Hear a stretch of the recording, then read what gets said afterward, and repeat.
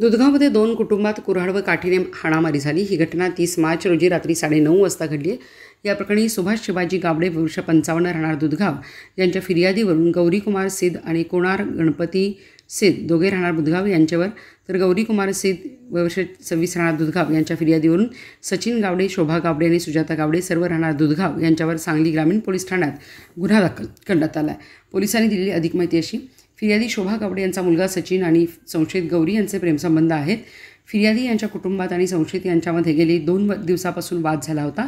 30 मार्च रोजी रात्री 9:30 वाजता फिर्यादी यांचा मुलगा सचिन हा त्यांची पत्नी सुजाता हिच्यासोबत राहत्या घरासमोर कट्ट्यावर बोलत बसले असता संशयित गौरी सिद्ध ही मागील भांडणाचा राग मनात धरून शिवीगाळ करून घरात समोर आली आणि फिर्यादी यांची सून सुजाता हिला तुला मारून तुझ्या घरात येणार आहे असे म्हणून काठीने मारहाण करू लागली।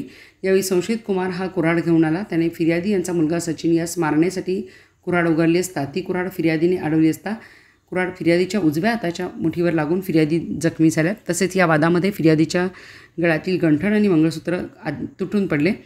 शोभा गावडे यांनी फिर्यादी म्हटले, तर फिर्यादी गौरी सिद्ध यांनी दिलेल्या तक्रारीत म्हटले आहे की 30 मार्च रोजी रात्री 9:30 वाजता फिर्यादी गौरी या घरासमोर पायरीवर बसले असता संशयित सचिन गावडे हा मोटरसायकलवरून फिर्यादीच्या घरासमोरून जाताना फिर्यादीस शिवीगाळ करून गेला।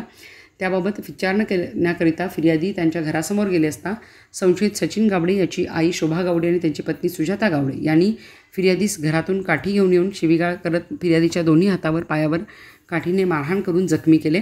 फिर्यादीला सोडवण्यासाठी आलेले फिर्यादीचे पती कुमार सिद्ध यांच्या हातातील कुऱ्हाड संशयित सचिन गावडे यांनी काढून घेऊन तुला ठेवतच नाही असे म्हणून फिर्यादीच्या पतीस लाथाबुक्यांनी मारहाण करत दमदाटी शिवीगाळ केली।